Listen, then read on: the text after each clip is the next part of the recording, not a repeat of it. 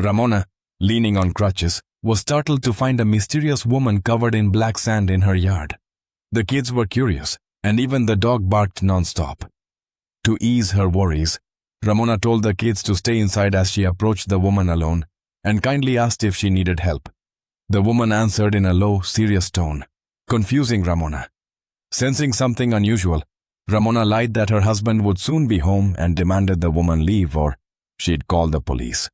But the woman refused and revealed she knew about Ramona's past, the car accident that left Ramona disabled, her husband's tragic death, and life raising 2 kids alone. She even said Ramona's husband wouldn't return, which made Ramona curious about her identity. Then the woman spoke again in that deep voice. Ramona panicked when she saw the woman's hands stained with blood and ran to the garage. With the power out and her phone dead, she tried charging it in the old car, but it wouldn't start. The dog barked wildly at the woman until she suddenly spread her hands, and the dog fell silent. Ramona hurried back inside, locked all the doors, and warned the kids to stay inside. Taylor, curious and confused, asked what was happening, but Ramona kept quiet. He pulled a chair to the window to watch the woman closely. When he looked away, he was shocked to see the woman had moved dangerously close to their house.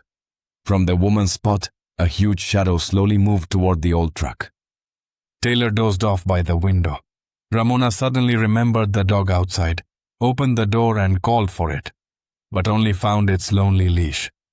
Taylor woke, offering to drive to the nearby farm for help, but Ramona couldn't drive due to her leg. He insisted, but she stopped him. He was underage and driving was illegal. Confused, Taylor argued it didn't matter now. Their loud quarrel scared Annie, who ran to Ramona's arms. Then, something strange happened the next second. Suddenly, Annie screamed from the kitchen. She'd stepped on glass shards. Taylor saw the woman in the yard moving closer to the house. Seizing the chance while Ramona was distracted, Taylor grabbed an iron rod and car keys to find help. He rushed to the garage but was spotted. Just before he could start the car, the woman in the chair vanished. Fear gripped Taylor as he scanned the yard, noticing the old truck's cover flipped open. Then, a shadow appeared outside the garage. Meanwhile, the woman returned to the yard and sat on a chair. Inside the house, Black Sister and Taylor argued again. Taylor couldn't understand why he wasn't allowed to go find help and had to stay in the house. He began to suspect a special connection between the woman and his mother, even telling his young sister that their mother was mentally ill. That triggered Ramona's fury, sparking another intense fight. In anger, Taylor locked himself in his late father's study, found his father's hunting rifle in the safe, then locked Ramona in a room and stepped outside alone. He raised the gun and warned the woman to leave immediately. The woman was less than 10 meters from the house and showed no fear. Suddenly, she stood up and took 2 steps forward. Then, she lifted the black veil from her head. With a casual wave, the wind chime behind Taylor suddenly started to sway. The woman seemed able to interact with objects through her shadow, but she didn't harm Taylor. Instead, she revealed a secret about Taylor's parents' car accident. Meanwhile, with Annie's help, Ramona finally opened the door. Taylor, now back inside, eyed Ramona skeptically. Under pressure, Ramona confessed the truth. On the night of the accident, the couple had argued because the husband insisted on living in a remote countryside.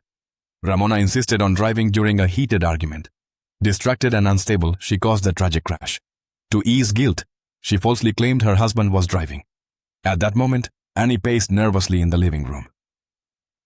Startled by screams, the 3 rushed to see a huge shadow wreaking havoc on the wall. It was clearly the culprit.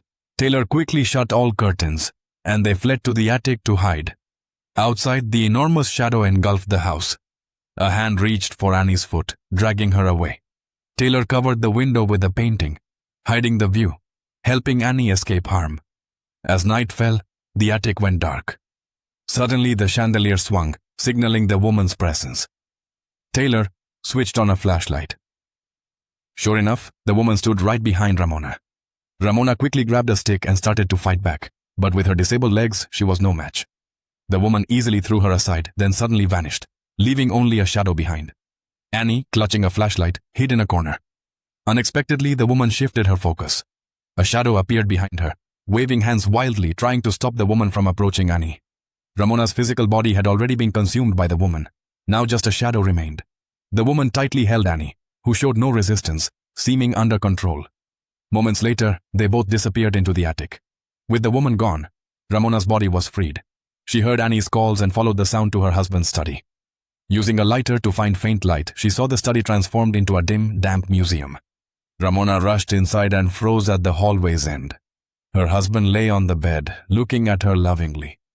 She let down her guard and joined him. Life had been tough since he left, filling her with despair. She noticed his tattoo and room items were mirrored, including the clock. Suddenly he covered her head. When she woke, she wore a black veil, as if replacing woman. He tore it off and they returned to the dance scene.